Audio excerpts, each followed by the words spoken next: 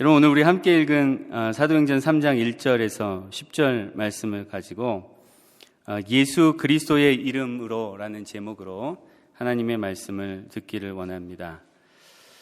여러분, 인생을 살면서 기적을 경험해 본 적이 있으십니까? 한계가 많은 이 세상을 살아가면서 우리는 기적을 혹은 기적 같은 일을 꿈꾸며 살아갑니다. 나에게도 기적이 한번 일어났으면 하는 그러한 마음으로, 그러면 좀 인생이 달라질 것 같은 그러한 기대감으로 우리가 살아가지요. 오늘 본문 말씀에는 그런 기적 같은 일이 기록되어 있습니다. 지난 주일 설교를 통해 들었듯이 하나님의 주권과 예수 그리스도의 부활 승천, 그리고 성령의 강림에 의해 세워진 초대 예루살렘 교회는 더불어 살아가는 교회였고 하나님의 말씀을 실천하는 교회였습니다.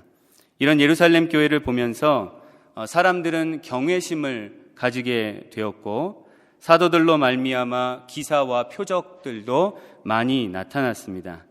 오늘 본문 말씀은 당시 사도들로 말미암아 나타난 기사와 표적 중에서 중요한 한 사건을 우리에게 보여주고 있습니다.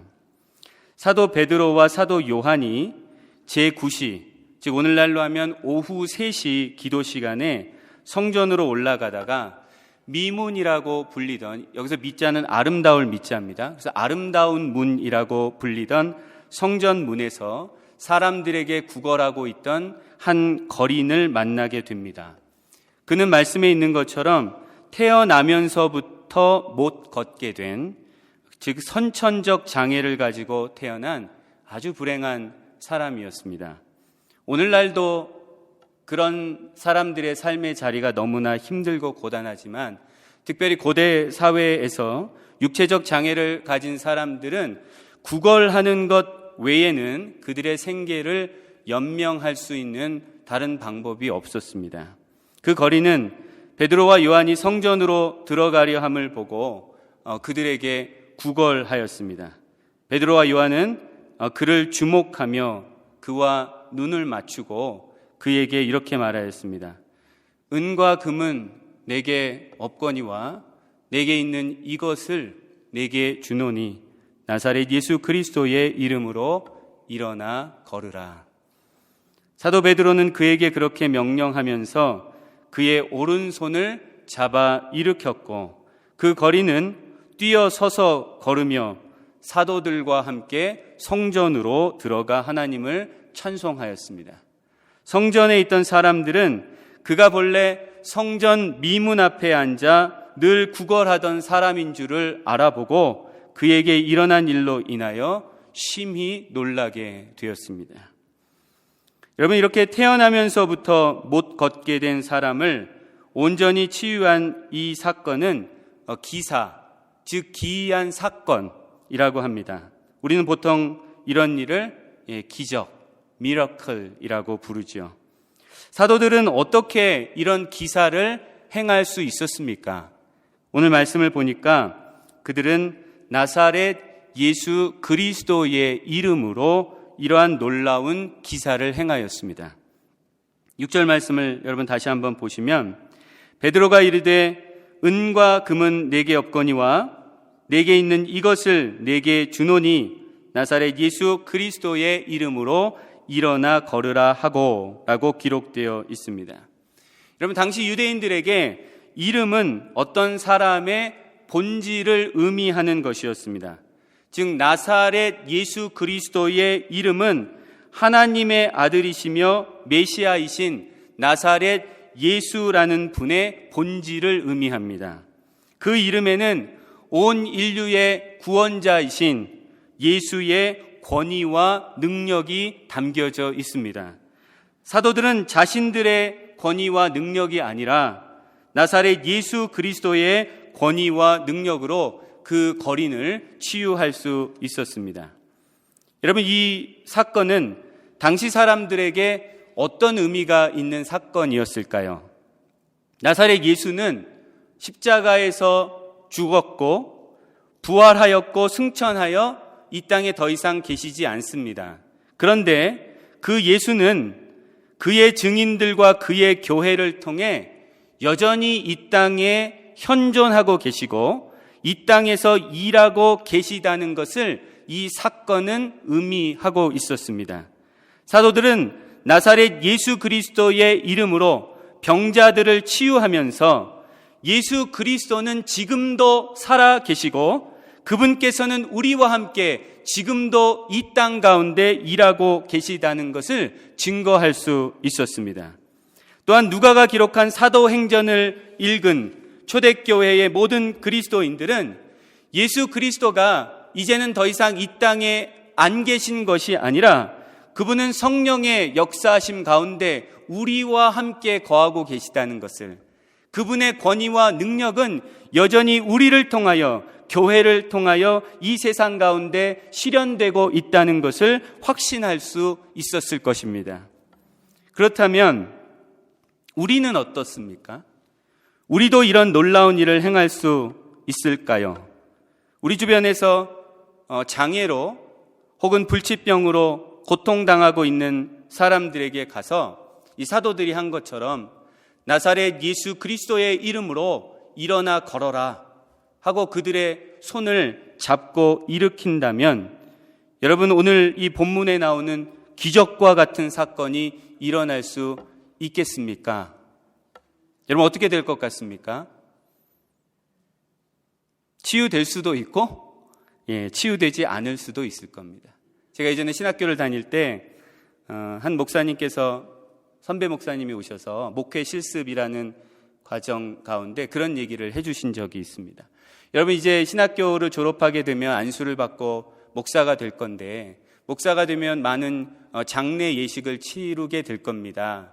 그런데 어느 장례식장에 갔는데 유족들이 그 돌아가신 고인의 죽음이 너무나 갑작스러워서 너무나 슬퍼하며 울고 있을 때 여러분, 혹시 그 돌아가신 분의 시신을 붙잡고 예수의 이름으로 일어나라 라고 기도할 수 있겠습니까? 이런 질문을 던졌습니다. 답은 주시지 않고, 그래서 모두가 생각해 보면서 저 자신도 과연 그럴 수 있을까? 그렇게 담대할 수 있을까? 라는 생각을 해본 적이 있습니다. 여러분, 마찬가지로 우리가 장애를 입은 어떤 사람을 바라보며 그 사람에 대한 긍휼한 마음이 생겼을 때, 또 이 세상에 병원에서 도움을 받지 못하는 불치병으로 고생하는 병자들을 보면서 그들에게 과연 나사렛 예수 그리스도의 이름으로 일어나 걸으라고 명령할 수 있을까? 그리고 우리가 정말로 담대하게 명령할 때 그들이 치유되고 그들이 일어나는 이런 기적과 같은 일이 일어날 수 있을까? 이런 생각을 해보게 됩니다. 아까 말씀드린 것처럼 우리가 그렇게 명령할 때 치유가 일어날 수도 있고 일어나지 않을 수도 있습니다. 왜냐하면 그것은 우리 자신의 능력으로 하는 것이 아니고 우리 주 예수 그리스도께서 친히 하시는 일이기 때문에 그렇습니다. 단지 예수 그리스도를 믿고 예수 그리스도의 이름을 이 사도들과 같이 선포할 수 있는 우리들이 분명히 알아야 할 것이 한 가지 있습니다. 그것은 예수 그리스도의 이름은 마술의 주문과 같이 혹은 부적과 같이 분별 없이 사용될 수 있는 것은 아니다라는 겁니다. 예수 그리스도의 이름은 마치 미신을 믿는 자들이 어떤 비싼 부적을 몸에 품고 있으면 귀신이 무서워서 도망가는 것과 같은 그런 미신적이고 주술적인 것이 결코 아닙니다. 치유의 권능은 예수 그리스도의 이름을 부르는, 예수 그리스도의 이름을 외치는 주술적 행위에서 나오는 것이 아니고 우리 주 예수 그리스도에 대한 우리의 확고한 믿음과 치유의 근원 되시는 우리 주님 그분에게서 나오는 것입니다. 예수 그리스도께서 어떤 병자를 그분의 권능으로 치유하시기를 원하신다는 것을 우리가 확실히 믿을 수만 있다면 우리도 사도들과 같이 그 병자를 위하여 나사렛 예수 그리스도의 이름으로 일어나 걸으라고 명령할 수 있습니다. 그러나 우리는 일반적으로 주님의 뜻에 대한 분별과 믿음이 약하기 때문에 사도들과 같이 담대하게 예수 그리스도의 이름으로 일어나 걸으라고 좀처럼 명령하지 못합니다. 혹은 어떤 경우는 주님의 뜻을 바르게 분별하지 못하고 그저 내 감정과 내 열심만을 가지고 예수 그리스도의 이름으로 일어나 걸으라고 기도하고 명령했다가 아무 일도 일어나지 않음으로 인하여 당황할 수도 있습니다. 또한 오늘 본문에 나오는 사도들과 우리들 사이에는 명백한 차이가 하나 있습니다. 베드로와 요한은 오순절 성령 강림 사건을 통해서 성령의 충만함을 입고 성령께서 주시는 병 고침의 은사를 받은 자들입니다. 우리들은 병 고침의 은사를 받지 못한 자들입니다. 물론 우리에게 병 고치는 은사가 없어도 우리는 어떤 병자의 치유를 위해서 기도할 수 있습니다. 그리고 하나님께서는 우리의 간절한 기도를 들으시고 우리의 기도에 대한 응답으로 병자들을 치유하여 주시기도 합니다. 그러나 성령으로부터 병 고치는 은사를 받은 사도들은 오늘 본문 말씀에 기록된 것과 같이 예수 그리스도의 이름으로 명령하고 선포함으로써 병자들을 치유할 수 있었습니다. 사도행전 5장 14절에서 16절 말씀은 당시 성령께서 베드로에게 부어주신 이 병 고치는 은사가 얼마나 강력하였는지를 이렇게 기록하고 있습니다. 제가 읽어드립니다. 믿고 주께로 나오는 자가 더 많으니 남녀의 큰 무리더라. 심지어 병든 사람을 메고 거리에 나가 침대와 요 위에 누이고 베드로가 지날 때에 혹 그의 그림자라도 누구에게 덮일까 바라고 예루살렘 부근에 수많은 사람들도 모여 병든 사람과 더러운 귀신에게 괴로움을 받는 사람을 데리고 와서 다 나음을 얻으니라. 아멘. 하나님께서는 초대교회의 사도들과 일부 성도들에게 병 고치는 은사와 능력 행함의 은사를 부어주셨습니다. 그 성령의 은사를 통해 예수 그리스도의 복음이 예루살렘과 온 유대와 사마리아와 땅끝까지 전파되도록 하나님께서는 친히 역사해 주셨습니다. 우리가 사는 이 시대에는 의학과 의술의 발전이라는 하나님의 일반 은총이 풍족하기 때문에 성령의 병 고치는 은사는 모든 교회에서 보편적으로 나타나지 않고 특별한 경우에만 아주 제한적으로 나타나고 있습니다. 그렇다면 여러분, 우리는 나사렛 예수 그리스도의 이름으로 무엇을 할 수 있습니까? 우리가 예수 그리스도의 이름으로 사도들처럼 병든 자들을 고쳐줄 수 없고, 우리가 예수 그리스도의 이름으로 사도들처럼 능력이나 기적을 행할 수 없다면 우리는 과연 예수 그리스도의 이름으로 무엇을 할 수 있습니까? 사도들도 예수 그리스도를 믿었고 우리도 예수 그리스도를 믿고 있는데 우리는 예수 그리스도의 이름으로 무엇을 할 수 있고 무엇을 해야 합니까? 예수 그리스도의 이름은 궁극적으로 구원의 이름입니다. 우리가 아까 부른 찬양과 같이 예수의 이름은 능력의 이름이요, 예수의 이름은 권능의 이름이요, 치유의 이름이요, 용서의 이름이기도 하지만 그 모든 것은 궁극적으로 구원의 이름 예수를 지향하고 있습니다. 동정녀 마리아가 요셉과 약혼하고 동거하기 전에 성령으로 잉태된 것이 나타났을 때 이 요셉이라는 사람은 의로운 사람이어서 이 일을 드러내지 않고 가만히 끊으려고 했습니다. 그때 하나님의 천사가 현몽하여 요셉에게 이렇게 말하였습니다. 다윗의 자손 요셉아, 네 아내 마리아 데려오기를 무서워하지 말라. 그에게 잉태된 자는 성령으로 된 것이라. 아들을 낳으리니 이름을 예수라 하라. 이는 그가 자기 백성을 그들의 죄에서 구원할 자이심이라. 아멘. 이처럼 예수의 이름은 구원의 이름입니다.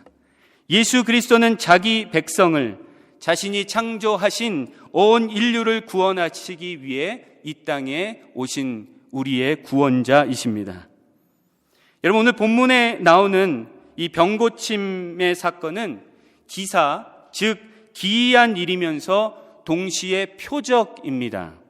여러분, 이 표적이라는 말은 의미가 있는 혹은 목적이 있는 기적이라는 말입니다. 즉 그 기적 자체가 목적이 아니고 그 기적이 의미하는 바가, 그 기적이 목적하는 바가 따로 있다는 겁니다. 그렇다면 나면서부터 못 걷게 된 이 거린을 사도들을 통해 예수 그리스도의 이름으로 치유하신 하나님의 목적은 무엇이었을까요? 하나님께서는 이 기적적인 치유 사건을 가지고 사도들과 주님의 교회를 통해 여전히 이 땅에서 유효한 예수 그리스도의 구원의 능력을 예루살렘에 있는 모든 사람들에게, 그리고 이 사도행전을 읽는 모든 인류들에게 보여주기를 원하셨습니다. 여러분, 병고침과 기적은 그 자체가 목적이 될 수 없습니다. 병고침과 기적은 예수 그리스도의 구원을 지시하는 이정표일 뿐입니다. 우리는 간혹 병고침의 은사를 받은 사역자들이 그 은사를 구원을 위한 도구로 사용하지 않고 그 은사를 행하는 것 자체를 목적으로 삼음으로써 변질되고 타락한 이야기들을 종종 듣게 됩니다. 마태복음 11장 20절과 21절 말씀은 이렇게 기록하고 있습니다. 예수께서 권능을 가장 많이 행하신 고을들이 회개하지 아니하므로 그때 책망하시되 화 있을진저 고라시나 화 있을진저 벳세다야, 너희에게 행한 모든 권능을 두로와 시돈에서 행하였더라면 그들이 벌써 베옷을 입고 제에 앉아 회개하였으리라. 여러분, 예수님께서도 이 땅에서 사역하시는 가운데 많은 권능을 행하셨습니다. 그런데 그 권능의 목적은 다른 것이 아니라, 그 기적과 권능 자체가 목적이 있었던 것이 아니라 사람들이 회개하고 구원을 받게 하기 위함이었다는 겁니다. 그래서 주님의 권능을 경험하고도 회개하지 않은, 하나님께로 돌아오지 않은 여러 고울들에 대하여 예수님께서 친히 책망하셨습니다. 우리는 비록 예수 그리스도의 이름으로 사람들의 병을 고쳐줄 수 없고 예수 그리스도의 이름으로 기적을 행할 수는 없지만, 우리는 예수 그리스도의 이름으로 고통과 어둠 가운데 살아가고 있는 사람들에게 구원의 빛을 비춰줄 수는 있습니다. 헤어나지 못할 고통과 어둠 가운데서 신음하는 이 땅의 많은 사람들에게 예수 그리스도의 구원의 소식, 생명의 소식을 전해줄 수 있습니다. 우리는 눈으로 볼 수 있는 병이나 기적을 더 대단하게 생각하지만 사실 더 위대한 것은 죄로 인해 어둠 가운데 살고 있는 한 사람이 예수 그리스도의 복음을 듣고 빛으로 나아오는 것입니다. 어떤 한 영혼이 영원한 멸망에서 영원한 생명으로 나아오는 것, 그것보다 더 위대한 기적은 없습니다. 제가 아까 서두에 여러분에게 살아오시면서 기적을 경험한 적이 있냐고 여쭤봤는데, 나는 기적을 경험한 게 별로 없다, 이렇게 생각하신 분들도 있을 겁니다. 여러분, 지금 여러분들이 이 자리에 앉아서 하나님께 예배드리고 있는 것이 기적입니다. 제가 이 자리에 서 있는 것이 기적입니다. 저는 예수 그리스도를 알지 못하는 가정에서 태어났고, 하나님의 은혜가 아니면 이렇게 목사가 되어 하나님의 일을 섬기는 자가 절대로 될 수 없는 아주 교만하고 패역한 인간이었습니다. 여러분, 우리 한 사람 한 사람이 사실 모두 다 그런 자들 아닙니까? 그런데 하나님께서 우리에게 복음을 들려주셨고 그 예수를 믿을 수 있는 믿음을 덧입혀 주셔서 우리가 지금 이 자리에 앉아 하나님을 찬양하고 하나님을 예배하며 예수 그리스도를 바라보고 있습니다. 우리가 바로 기적입니다. 이 자리에 앉아있는 우리가 바로 기적이라는 것을 깨달을 수 있는 저와 여러분들이 되시기를 소망합니다. 예수님께서도 누가복음 15장 7절에서 이렇게 말씀하셨습니다. 내가 너희에게 이르노니 이와 같이 죄인 한 사람이 회개하면 하늘에서는 회개할 것 없는 의인 99으로 말미암아 기뻐하는 것보다 더하리라. 아멘. 여러분, 오늘날 우리 시대가 이룬 모든 위대한 성취 이면에는 절망의 깊은 계곡이 자리 잡고 있습니다. 산이 높으면 계곡이 더 깊은 법입니다. 현대사회는 성공이라는 집단적 병에 걸려 있습니다. 성공이 모든 사람들의 꿈과 열망이 되었고, 그것을 추구하는 과정에서 수많은 사람들이 상처를 입고 병들어 있습니다. 겉보기에 화려하고 풍족한 이 세상을 사는 많은 사람들의 가슴 속에 실제적으로는 고독과 소외, 좌절과 분노, 깨어짐과 우울함, 권태와 공허함이 가득 차 있습니다.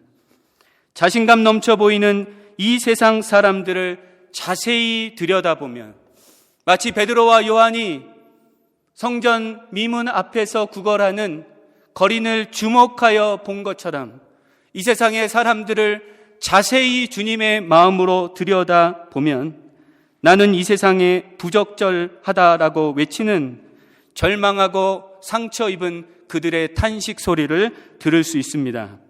이처럼 이 시대는 심각한 영적, 정서적, 도덕적 장애로 고통받고 있는 사람들이 점점 더 늘어나고 있습니다. 더욱더 심각한 문제는 그들은 자신들에게 정말로 필요한 것이 무엇인지를 알지 못하고 있다는 겁니다.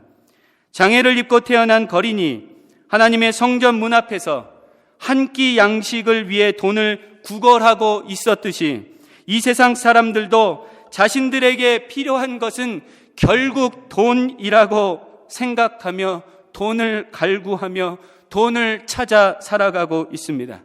그 거린은 알지 못했지만 그 거린을 주목한 베드로와 요한은 그 거린에게 진정으로 필요한 것이 돈이 아니라는 것을 알고 있었습니다. 그리고 그 거린에게 그가 구한 돈과는 비교할 수 없는 완전한 것을 주었습니다.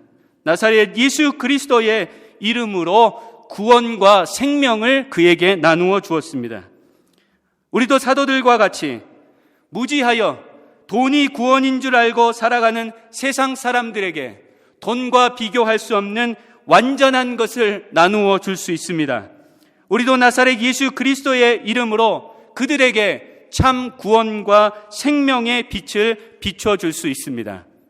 이것이 바로 이 시대에 예수 그리스도를 믿는 우리들, 예수 그리스도의 이름을 부르는 우리들의 사명인 줄로 믿습니다. 우리가 이 세상에서 고통과 어둠 가운데 살고 있는 사람들에게 예수 그리스도의 이름으로 빛을 비춰주기 위해 우리에게 요구되는 것이 한 가지 있습니다. 사람들에게 예수 그리스도의 빛을 비춰주기 위해 하나님께서 이 시대에 우리에게 맡겨주신 그 사명을 감당하기 위해 우리는 살아계신 예수 그리스도를 소유하고 있어야 합니다. 베드로는 오늘 말씀 6절에서 은과 금은 내게 없거니와 내게 있는 이것을 내게 준다라고 말했습니다.